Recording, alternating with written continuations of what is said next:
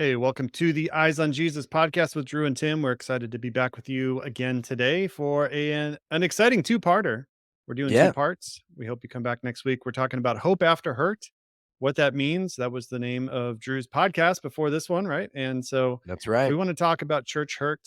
We want to talk about it in a way where first we're going to talk about the hurt. We got to get through the bad to get to the good. And so, as we kick this off, we're going to share some of our experiences with you, and you might have heard about church hurt or that name before. More than likely, you've experienced it yourself. Right. And when you go through it, I think for the first time, it's easy to think that, oh, I thought this was church. I thought these were Christians. I thought these Mm, were people looking like Christ. And so it can be almost a shock to the system at first if you're not used to it or if you haven't experienced that specifically. And so I want to kick us off by just talking about the fact that oftentimes the early church in the Bible, in the book of Acts, is glamorized. We got to get back to the early church. And even though they did some amazing things and they are the example in many ways, the early church that Paul and other apostles had to deal with was rampant with issues. Okay. yeah, They had to deal with racial tensions. The Jews didn't want to accept the Gentiles and vice versa. They had to right, deal with, how do we deal with being under Roman aggression? There were there were zealots who wanted to actually overthrow the government, and other Christians would be like, no, that's not what Jesus did. That's not what we should do. There were right, counterfeit teachers. They talked about sexual immorality. Just read the book of Corinthians. Paul talked about, hey, you're on milk. You should be on meat by now. After all right. these teachings, you should move forward in your faith. And so it was a tough environment, I think, for Paul to kind of get people along board with him in a culture that was very sinful.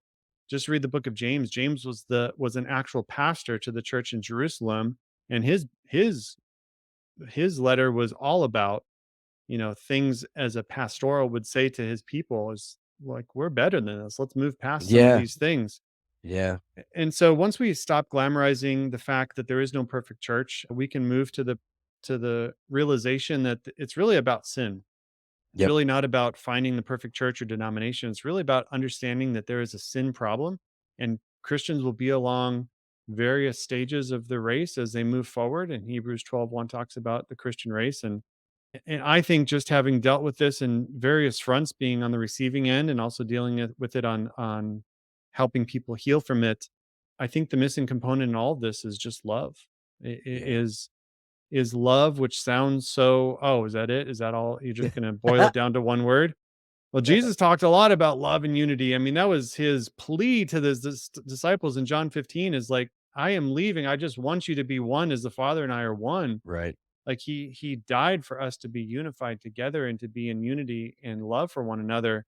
And and what we've done with that is said, well, my way's better. My denomination I'm going to start over here is going to be the best one, and Yeah, there'll be no problems in this one. Just wait and see. right. And we're still waiting all these years for the perfect answer to this, which is just keeping our eyes fixed on Jesus. Hey, what do you know? The name of this podcast, Who would have keeping our thought? eyes on Jesus through this whole thing. So, Drew, I know you got an example. What do you have to say as a kind of a preamble before we kick that off? Yeah, we've all been here. Hurt, we say like church hurt. We get hurt by people. Hmm. We've been hurt by people in church. We've been hurt by people at our jobs. That we've been hurt by people in our family. What I find interesting is that people get hurt by people in their family. They don't leave the family. People get hurt by people at their jobs. They don't leave the jobs. They just get upset. They figure out a way to move on. People get hurt at church and then they leave. Yeah. And so like you said, it is a hard issue. It's a hard issue usually on both sides. Hmm. And we can combat that issue with love. And yes, that's, you know, wow, so profound, right? So profound. But it really it sounds so simple, but it's so hard. Yeah. And Jesus commanded unity, not that we would all think the same thing, but that we would be willing to work for the same goal. And when you recognize that the person across from you might have a different way of getting to the same goal, but you're trying to get there too, you can have a lot more empathy and understanding for where that person's coming from. Yeah. So I'm with you. I think we've all experienced hurt at some level or another. church hurt gets really interesting because it's not the only hurt, but it's the most common hurt that happens where people then go, "Oh, I see a way to fix this. I'm out. Right. I'm leaving. I'm gone." When I'm sitting here like, "Man, my wife has hurt my feelings. I've hurt my wife's feelings. We don't get a divorce." Like, Yeah. we keep rolling, and the church is that level of decision, like, where you serve and where you are in community with other believers and the goal you're trying to get to, like, it's supposed to be a level of decision where you're committed. Yeah. You're not just a consumer, you are committed, Right. and that means that when you get your feelings hurt or the pastor says something you didn't like from stage or, "Oh, they're doing this song again," or like, that's man, gotta get past all that stuff. Like, you Yeah. Look really at our do. Watch our episode on when to leave a church. We go Yeah, through all those. Like hello. there are reasons to leave a church, but most of the time it has to do with our feelings. And like you said, it's Yep. the level of commitment because there's another Right. church around the corner that might seem like the grass is greener, but we don't do that with our marriage, right? We don't just Right. say, okay, I'm going to move in with this woman over here because, right, I got in an argue with my wife, Right. and no, we stick it out, and I think we don't view church as family, we don't view it as a commitment, and so then we just have fly by the seat of your pants. I'll show up when it's convenient, and I'll leave Right. when I'm hurt, Right. and right, that's not to say, like, we're gonna talk about some deep-rooted church hurt that can happen, and, Yep. like, yeah, that's a issue with the church and the leadership, and, yeah, you should get out in certain scenarios, but if it's just a matter of feelings and not trying to work through it and not doing, the approach of going to your brother or sister and figuring it out, you know, then that becomes a bigger issue. Well, it's not just about them, it's about you too. It's about the fact that you'd rather be in this hurt than having it healed. You'd rather Right. hold on to it because now it becomes kind of a safety blanket for you instead of having God take that from Yeah. you, and so we can also be attracted to hurt. I mean, look at the people that go to like the same broken relationship just with a different name, just with someone with a Right. different name, but it's the same person over and over because you Right. haven't learned your lesson. And And so that's we can be, immaturity. it's immaturity, right? And as immature Christians, we can be attracted to either bad churches, cultic behavior, or we can be attracted to drama, right? We can be attracted Yep. to drama because we're actually the ones propagating drama, even though we think it's the other person. Yep. And so there's a lot of factors at play, and I think as we go further, it'd be helpful to hear, some of your experiences, Drew, on, why you started your podcast, why we're talking about it today, and how, we'll talk about the healing in part two. But, we do have to discuss the hurt because it is very real for many people. And there's people listening I know that are not over their hurt yet because maybe Right. they don't know how, or maybe it's just you don't want to get hurt again. That's what I think a lot of times keeps us in a moment where, okay, this is safe. This is me in control. If I actually put myself in another church again, there's the potential for all kinds of stuff, right? I don't want to deal with that. I'd Right. rather just be safe. It's me and my spouse. We'll have church, Bible studies, and that's all we're going to do. I don't need to be in community. Right. That's not what, like, Jesus died for the church. He died for his body to be Right. the body, to be using your giftings. And just because you had, because you were an unhealthy expression of it, doesn't mean that what Jesus set up is not something that's worth us dying to ourselves for, as he died for it. Right. Yeah, you're exactly right. And we do have to address the hurt before we get to the hope, right? Mhm. And for me personally, I think I have every reason to not be at a church. Like I think I've been given every reason in my life to just go, I'm all set. I'm good. And so I want to share with our listeners here. I just want to share with you a little bit of backstory of me, some things that I've encountered. And my hopes in that is not so much that you would go, "Oh, wow, I feel sorry for you, Drew." My hopes in that is that you would gain some empathy and understanding in that we are connected in this way because I know that someone's listening to this right now that is not going back to church because they've been hurt by church. And Yeah. they're just going, "Man, it's the same thing over and over." So I want to in all vulnerability here, I want to share some things that not many people know about me. I want to share one specific story about my background that not many people know, and then in that, I hope we can get it to a place of understanding where we go, okay, we both are in agreement that we've been hurt by the church. Now what? And then you can listen to part two for how we then derive hope out of that hurt. So for me, I grew up a pastor's son And I watched my dad, his entire life work so hard to call people into a deeper relationship and continual steps of faith with Christ. And that led to really beautiful things and really good things, but it also led to some difficult things. It led to meetings where people would stand up and be mad at my dad. You know, I'm just a kid. I'm listening to someone shout at my dad or yell at my dad or say that my dad did something wrong and then turn around on Sundays and I'm shaking their hand and saying, "Well, good morning, good to see you," and pretending that I don't know how they feel about my family.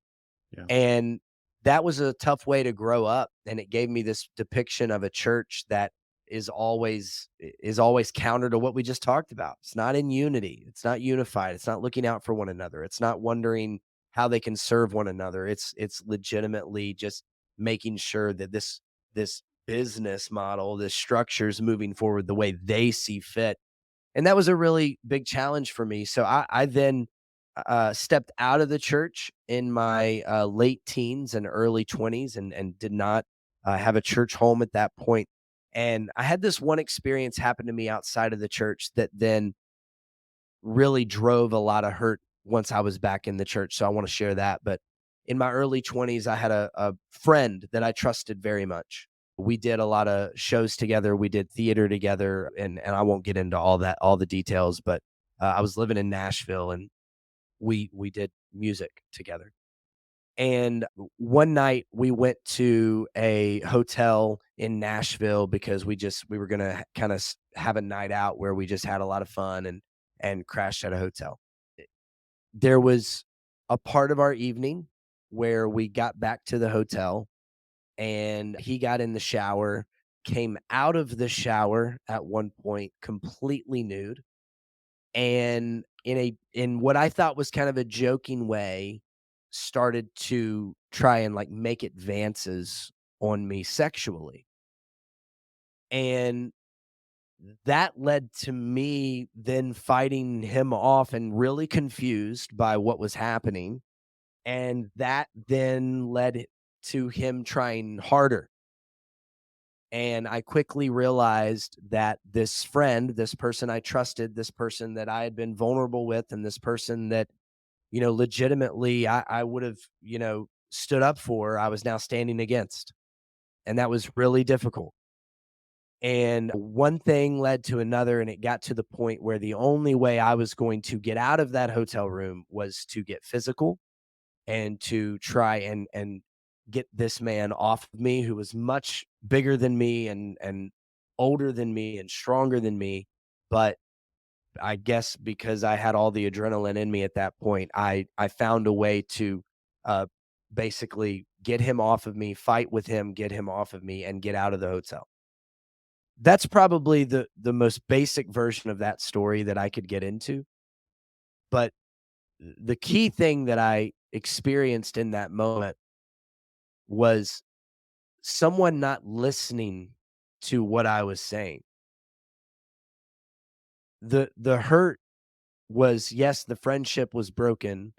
The hurt was, wow, I can't believe I just experienced that, and emotionally the turmoil you go into within when someone tries to make especially sexual advances on you. But then, like, having to literally fight a friend and tell someone no multiple times only to have them keep pressing.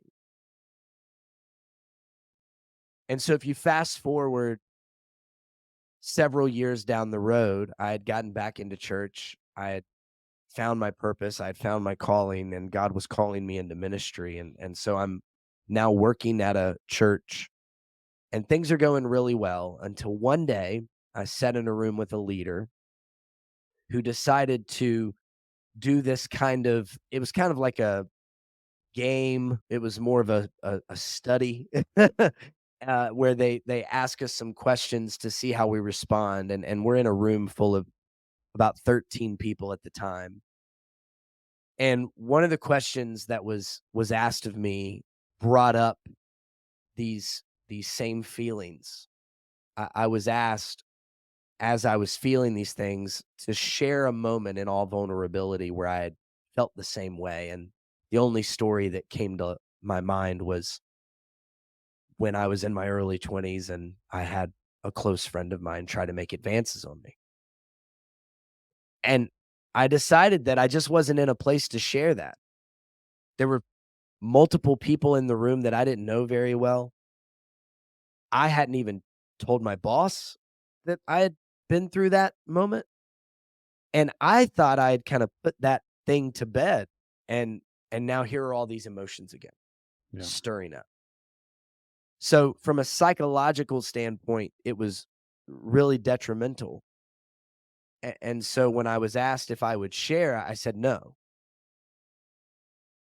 And then I was asked again, would I share? And I said no.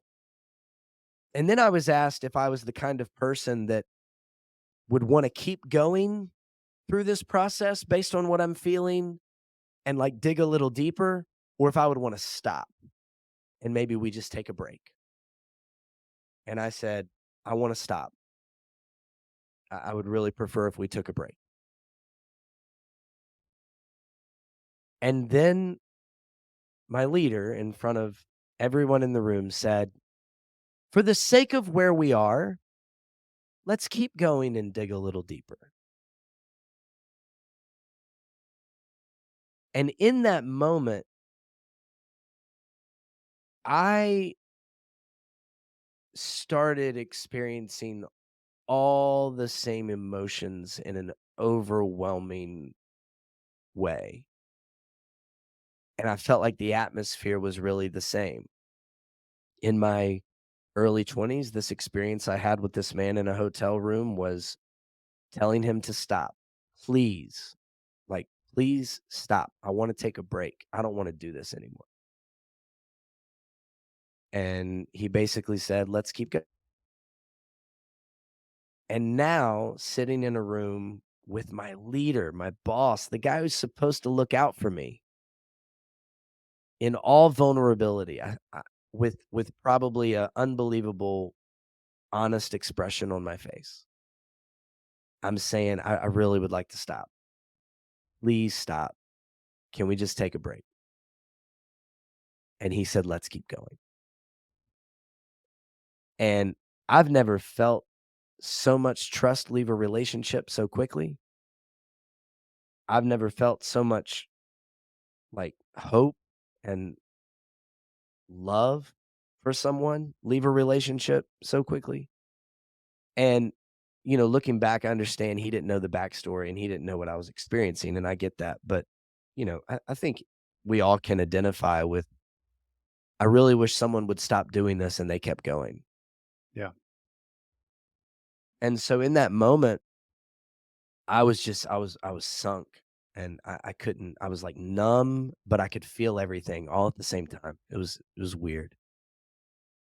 And after that, things were never the same. I ended up going to my boss and explaining like why I reacted the way I did, sharing the story that I did. And there was no apology. There was no like anything. It was bizarre. And the trust had left the relationship. And I was just really hurt. I was just really hurt. And I never thought I could get to that depth of hurt. And I don't want to belittle people who have maybe been in an experience where they have been hurt by a church from the level of being violated, but I felt very violated. Yeah. And that's just like one story.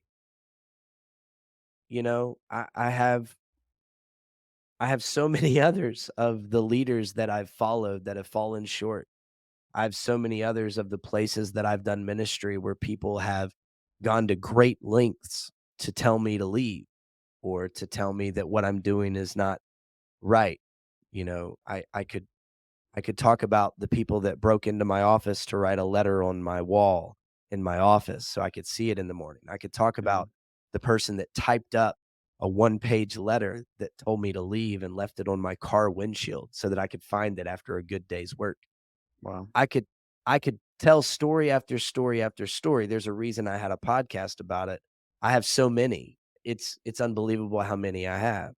And even to this day, I have people now that I serve as a lead pastor. I have people that will leave the church and never have a conversation with me and go blast something on social media and never take the biblical approach of sitting down with me and expressing why they're upset, Yeah. and would never give me a chance to heal the relationship, but then be mad about the relationship. So I say all that because I want our listeners to understand, when I say that I get it, I want you to believe me. I don't want you to think that, oh, I'm just some pastor at a church and I think you should go to church. Yeah. I get it. I get it. People suck and it can get really hard sometimes. And there are times that we feel hurt. There are times that we feel violated. There are times that we experience emotions that we never thought somebody that calls themselves a Christian could ever bring upon us. But in understanding that hurt and in understanding that I get it, I'm also the same person that continues to try and make a difference. I'm also the same person that still has a lot of hope for the church. I still have a lot of hope for the community and the unity that can be built. And I have so much hope so that I've given my life to it. And so I want you to sit with me in this episode in the hurt.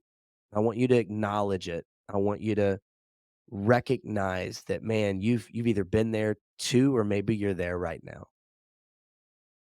But then as we get into part 2, I want you to enter into that episode looking for hope and looking for a reason to say yes to getting back into community, because after all, that is what God has called us to. Yeah. That's great. And thank you for sharing. That's something that I think there's power in our testimony because it does empower others when they hear both the good and the bad, right? Our testimony is filled with hope after hurt when we come to Jesus, right? We're hurt, Yeah, we're in sin, we're in a place where we feel like no one can redeem us, and then bam, God redeems us and we have hope again. And we see that played out in our day-to-day dealing with people, both people that have hurt us, but then realizing mhm, that those are the same people God is trying to redeem that's and right. reach as well. And so sometimes we make ourselves, the hero of our own story, and it's God who's the hero. God is the That's one right. that reaches to us in the muck and the mire and pulls us out. And so, yeah, I mean, as we wrap up, what did that do for, as you're in those different situations, what did that do for your faith? How did you process, Mm. like, day to day, just like mentally? How did you overcome that to the point that you stayed in ministry? Like, what was that for you? Yeah, there were 2 things. One the biggest one was God reassuring me of my calling. And when I say reassuring me of my calling, I don't mean to be a lead pastor, 'cause that's not always what was said. God reassuring me that this is what he has laid out and intended to help the gospel spread throughout the world, and that's the church.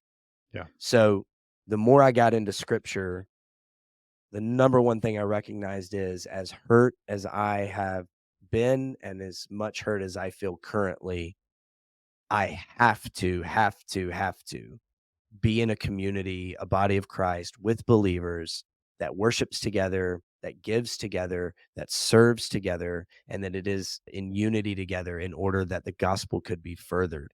The second thing is, I had a great friend of mine give me some perspective. He said, Drew, everybody has access to great leaders and great sermons and great pastors.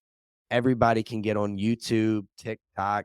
Everybody can look up the Craig Rochelle's of the world, the Simon Sinek's of the world. Like, everybody can look up these people and figure out how to be great. What a wonderful opportunity you've had in your life that not many people get. to find out how you can not be great, to Mm, find out how you can be a bad leader, to find out how you can be a bad pastor, to experience the kind of hurt that your congregation and your staff would experience if you were to ever be caught in the same kind of line.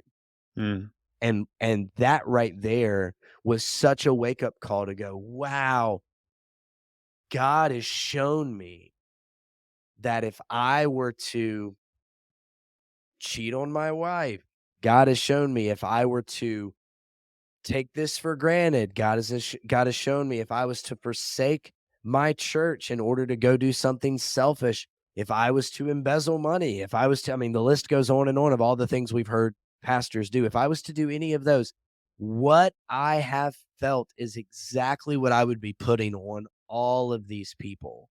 yeah, And that right there, that will wake you up, and that will make you have some like very clear goals on doing this and doing it the right way and making sure that you have accountability and safeguards in your life. So those yeah, two things, man, God continuing to tell me that he has a plan for me, scripture continuing to back that up in the unified process of church, and then recognizing that while everybody has access to great sermons and great leadership, I have been blessed, yes, blessed to experience some really bad leadership and some really bad moments. And it's given me great awareness. yeah. That's wisdom. Awesome. Well, that is part one. And we hope you join us next week as we wrap this up with the hope part. And it was important for us to share the hurt so you can understand a bit of our stories and also to understand that we understand where you are probably at if you're Yeah. dealing with this. And if you have stories you'd like to share with us, please let us know as well. And if there's any questions you have as far as maybe a part of this we haven't covered, wait till next episode and then reach out as well. And so until next episode, part two, go with God, grow in discernment, and keep your eyes on Jesus.